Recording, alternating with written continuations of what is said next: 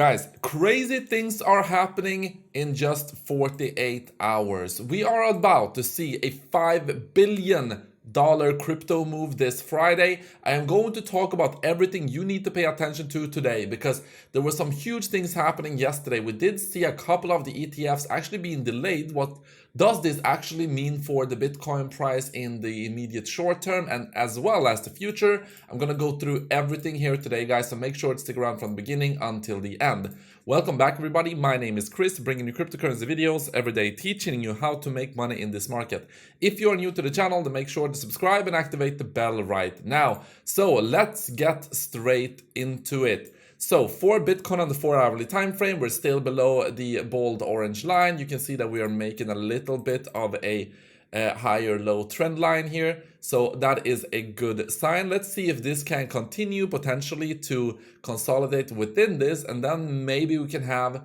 a little bit of a breakout to the next level of resistance potentially. So let's keep watching this on the shorter time frame, guys, but you can see that the traditional markets have also had a little bit of a bounce, but this really does look like it wants to go a little bit lower. You can see that we have had this kind of formation previously as well, where we go down, we have consolidation, just for us to go down a little bit lower, consolidation, lower, and potentially we can see a move down to the $4,235 level for traditional markets. That would of course mean that Bitcoin is most likely also going to follow along with it. But really right now, one interesting note to make here is that Bitcoin is not really reacting that bad to bad news.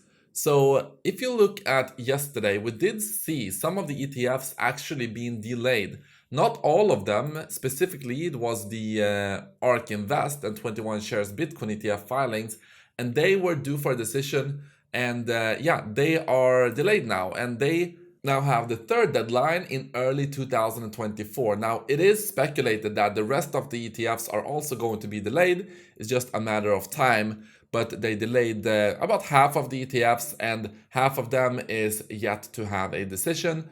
So let's see if those are going to be delayed potentially today. So I think that they are either going to approve all of the ETFs all at once, or they are going to continue to delay. I don't think that they will approve like half of the ETFs or like one of the ETFs and not the other ones, because they are pretty similar. And I do think that they will have to approve them all at once should they approve any of them. Now, I do think that it is only a matter of time until the ETFs are going to be approved. But for now, we're going to have that delay, and the next decision is in 2024. So yeah, let's pay attention to this, guys. And for the dollar index, this is something that is very, very important as well. The dollar index is still going up here on the weekly time frame, getting stronger and stronger. So apart from that, we do have some lawmakers pointing out that they demanded that Gary Gensler would approve a spot Bitcoin ETF immediately. So this happened right before they actually came out and delayed these ETFs. So that is a very interesting coincidence, right? Now, Gary Gensler also is testifying today, and the information that he is gonna talk about actually has been revealed already. Let me show you this. So basically, in the testimony, he is saying the same things as he usually says, that crypto needs to be regulated, that it is the Wild West, that most of them are securities and so on. Now, during the testimonies, usually before the testimonies, they do come out with some law enforcement actions. This is what I made a video about a couple of days ago. We haven't seen that yet, unless you count this, the ETF delays. Maybe that is the drama that they want to cause before this testimony this time. But usually they do come out with like a lawsuit or something like this. So we will see if that is going to happen. But in the actual testimony itself, he just continues to reiterate everything we already know. So there was nothing really new in the testimony itself. Well, we will see when he talks about it, but we have it already word for word here. So yeah, same old, same old. Now, big move happening this Friday. Just for Bitcoin, you have 140,000 Bitcoin expiring, worth almost $4 billion. You can see that this is huge. Actually, let me go here. So you can see this Friday, massive Bitcoin move. Now, when you have options expiring, in such a size as you have right here, you can be 100% sure that the whales are going to try to influence the Bitcoin price here.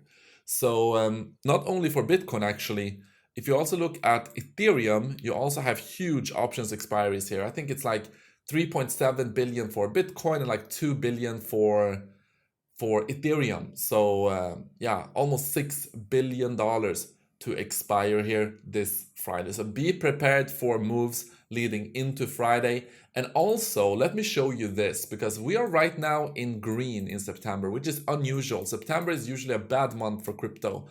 In most of the cases, you can see that we have ended September with losses. Now, here's the thing. There's 2 times in history previously when we've actually ended this, September in a green, and look at the months thereafter. The first in 2015, we had 33% gains in October after finishing green here. In 2016, we also finished green in September, and we had a 15% gain in October. So if we manage to finish green here, or end this month green, potentially, if history is any indication, we could be up for some nice gains in October. So what do you think, guys? Do you think there's something into this, or do you think that we are going to have a red October? Let me know down in the comment section.